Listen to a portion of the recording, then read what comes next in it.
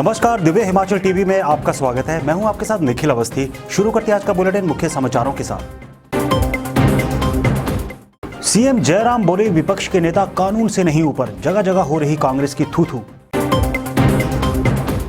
Media से दूर रहेगी कांग्रेस, एक दूसरे की टांग खिंचाई बर्दाश्त नहीं होगी। विधानसभा प्रकरण पर आरोप प्रत्यारोप का दौर, एक दूसरे के खिलाफ होने लगे विरोध प्रदर्शन। मंडी के कांगड़ी में बनेगा 150 करोड़ का शिवधाम, 2 चरणों में होगा निर्माण। शिमला पहुंचे रेल मंत्री पीयूष गोयल, बोले किसानों को गुमराह कर रहे कुछ लोग। एचआरटीसी के 44 कंडक्टर को प्रमोशन का तोहफा, बनाए गए सब इंस्पेक्टर। राज्य भर के कई इलाकों में बारिश से पारा लुढ़का, 5 तक साफ रहेगा मौसम। और अब समाचार विस्तार से। मंडी के सेरी मंच पर आज आभार रैली को संबोधित करते हुए मुख्यमंत्री जयराम ठाकुर ने क्या कहा कांग्रेस के बारे में, आइए जानते हैं। मुख्यमंत्री जयराम ठाकुर ने कहा कि कांग्रेस की वजह से पूरे देश में देवभूमि शर्मसार हुई है। विधानसभा के बाहर जो कांग्रेस विधायकों ने किया उससे हम सब शर्मसार हैं, लेकिन किसी को भी हिमाचल की संस्कृति के विपरीत अब ऐसा हुड़दंग मचाने की अनुमति नहीं दी जाएगी। इसलिए सरकार ने निर्णय लिया है कि अगर कोई भविष्य में फिर से ऐसा करता है तो उसके खिलाफ कड़ी कार्रवाई की जाएगी। इसी वजह से सोशल मीडिया से लेकर जगह जगह अब कांग्रेस की थू-थू हो रही है। मुख्यमंत्री ने कहा कि विपक्ष के नेता कानून से ऊपर नहीं है और हुड़दंग मचाने वालों के खिलाफ अब कानूनी कार्रवाई होगी। मंडी के सेरी मंच पर आभार रैली को संबोधित करते हुए मुख्यमंत्री ने कहा कि देश में ऐसा पहली बार हुआ है कि राज्यपाल के साथ दुर्व्यवहार हुआ। जयराम ठाकुर ने कहा कि हिमाचल में कांग्रेस नेतृत्व विहीन हो गई है। उन्होंने कहा कि नेता प्रतिपक्ष ने राज्यपाल की गाड़ी को न केवल रोककर वह बैठने का प्रयास किया, बल्कि मुक्के मार मारकर राज्यपाल की गाड़ी को तोड़ने का भी प्रयास किया। एक संविधान के अनुसार जो है वो राज्यपाल महोदय जो है प्रदेश के प्रथम नागरिक होते हैं। संवैधानिक व्यवस्था का पालन करने के लिए विधानसभा के सत्र में वो अभिभाषण के लिए उपस्थित हमारे बीच में थे। जब अभिभाषण पढ़ने के बाद उनने वापिस जाना था, रास्ता रोक दिया, गाड़ी में बैठने लगे, गाड़ी का दरवाजा तोड़ने की कोशिश हो गई और विपक्ष के नेता गाड़ी को जिस प्रकार से तोड़ने की कोशिश कर रहे थे, मुक्के मार मार करके जो गाड़ी राज्यपाल की गाड़ी को तोड़ने की कोशिश हो गई। धड़ों में बटी कांग्रेस अब एकजुटता का प्रदर्शन करेगी, ये कैसे संभव होगा, आइए देखते हैं ये रिपोर्ट। धड़ेबाजी में बंटी कांग्रेस आने वाले दिनों में एक नजर आएगी, यही रणनीति कांग्रेस ने बनाई है। ये भरोसा सभी नेताओं ने पार्टी की बैठक में प्रदेश प्रभारी राजीव शुक्ला को दिलाया है। कांग्रेस पार्टी के सामने नगर निगम चुनाव हैं, जिन्हें पार्टी सप्लीमेंट्री परीक्षा मानकर चल रही है। इसके लिए व्यापक स्तर पर रणनीति बनाई गई है। इसके साथ ही फतेहपुर का उपचुनाव भी उसके सामने है।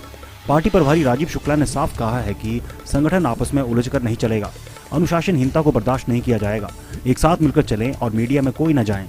ये भी नेताओं को बता दिया गया है कि संगठन में किसी भी तरह से फेरबदल नहीं किया जाएगा।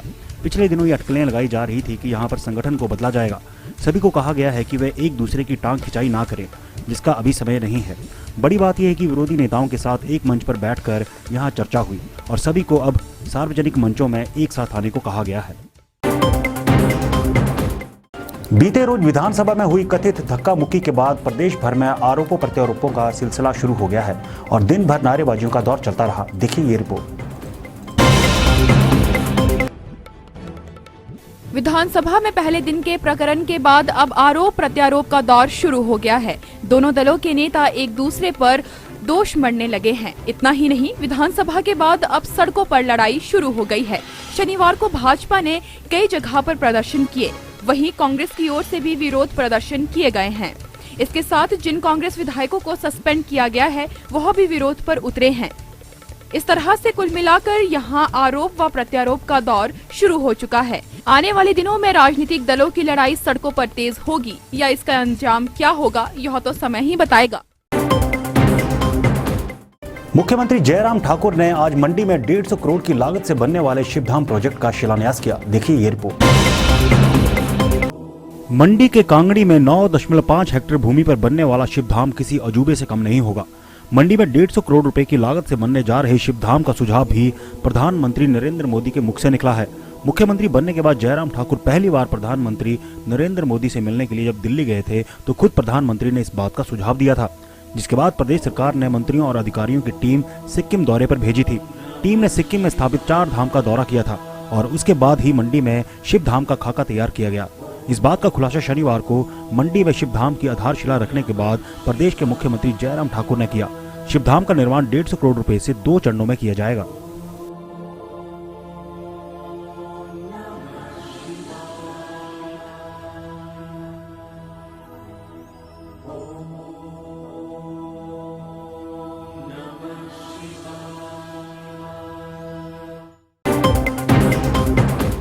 शिमला पहुंचे केंद्रीय रेल वाणिज्य एवं उद्योग मंत्री पीयूष गोयल ने क्यों कहा कि किसान मुद्दे पर कुछ लोग गुमराह कर रहे हैं। केंद्रीय रेल वाणिज्य एवं उद्योग मंत्री पीयूष गोयल ने कहा कि किसान मुद्दे पर कुछ लोग गुमराह कर रहे हैं। किसानों को भ्रमित किया गया है। मोदी सरकार ने किसान हितों को सर्वोपरि रखते हुए कानूनों में संशोधन किया, मगर कुछ लोग राजनीतिक रूप से किसानों का इस्तेमाल कर रहे हैं। शनिवार को शिमला पहुंचे केंद्रीय रेल मंत्री पीयूष गोयल ने अनाडेल में कहा कि किसान की 1 इंच जमीन भी कोई नहीं ले सकता, मगर जो लोग किसानों को भ्रमित कर रहे हैं वे कह रहे हैं कि किसान की जमीन चली जाएगी, जिसमें लेश मात्र भी सच्चाई नहीं है। नए कानून लागू होने से ना तो किसान जेल जाएंगे, ना ही उन पर कोई जुर्माना लगेगा, बल्कि पंजाब के ऐसे कानूनों को निरस्त कर दिया गया है। जेल भेजने व जुर्माने का प्रावधान खत्म कर दिया गया है। उन्होंने कहा कि मोदी सरकार के लिए किसान हित सर्वोपरि है। हिमाचल पथ परिवहन निगम के कर्मचारियों के लिए क्या है खुशखबरी, आइए देखते हैं। हिमाचल पथ परिवहन निगम ने विभागीय पदोन्नति समिति की सिफारिश पर 44 कंडक्टरों को सब इंस्पेक्टर पद पर प्रमोट कर दिया है। निगम प्रबंधन ने ऑर्डर जारी कर दिए हैं। पदोन्नति के बाद सब इंस्पेक्टर 2 साल तक प्रोबेशन पीरियड पर रहेंगे। 2 साल के बाद इन सब इंस्पेक्टरों को स्थायी नियुक्ति दे दी जाएगी। बता दें कि एचआरटीसी में अभी काफी संख्या में पद खाली चल रहे हैं। इसके लिए काफी समय से मांग उठ रही है। पता चला है कि सरकार इन नियुक्तियों पर भी विचार कर रही है। प्रदेश के 4 नगर निगमों में मतदाता पहचान पत्र बनवाने के लिए चुनाव आयोग ने एक और मौका दिया है। देखिए पूरी खबर। नगर निगमों के अधीन आते लोगों को चुनाव आयोग ने मतदाता सूची में अपना नाम दर्ज करवाने का एक और मौका दिया है। हालांकि 26 फरवरी को मतदाता सूची का अंतिम प्रकाशन हो चुका है। बावजूद इसके यहाँ छूटे हुए मतदाताओं को ये मौका मिला है, मगर इस बार उन्हें नाम दर्ज करवाने के लिए फीस भी देनी होगी, तभी लोग मतदान करने के हकदार बनेंगे। बता दें कि प्रदेश में 4 नगर निगमों के चुनाव मार्च महीने के अंत में या अप्रैल के पहले सप्ताह में होने हैं, जिसकी तारीख जल्दी ही घोषित होने वाली है। इससे पूर्व 26 फरवरी तक मतदाता सूची का अंतिम प्रकाशन करने का समय दिया गया था, जो पिछले कल हो चुका है। कितने मतदाता मतदान के हकदार होंगे, इसकी पूरी जानकारी राज्य चुनाव आयोग ने मांगी है। इसके साथ निर्णय लिया गया है कि नामांकन भरने के 8 दिन पहले तक लोग अपने नाम मतदाता सूची में दर्ज करवा सकते हैं।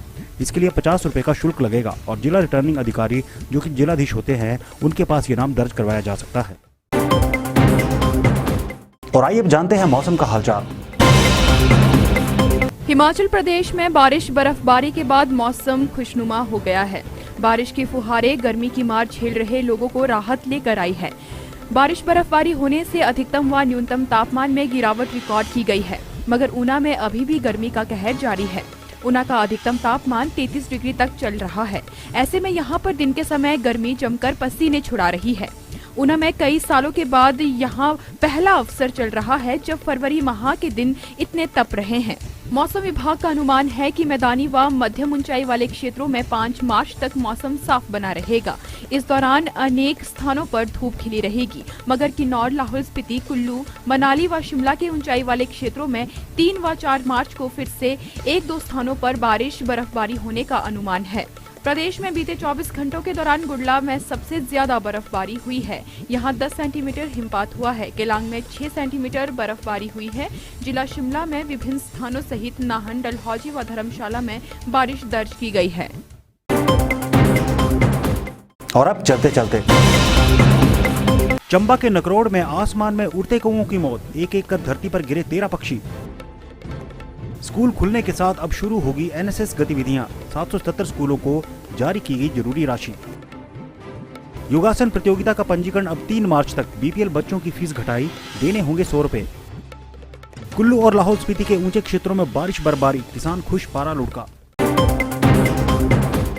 आज के लिए बस इतना ही। देखते रहिए दिव्य हिमाचल टीवी।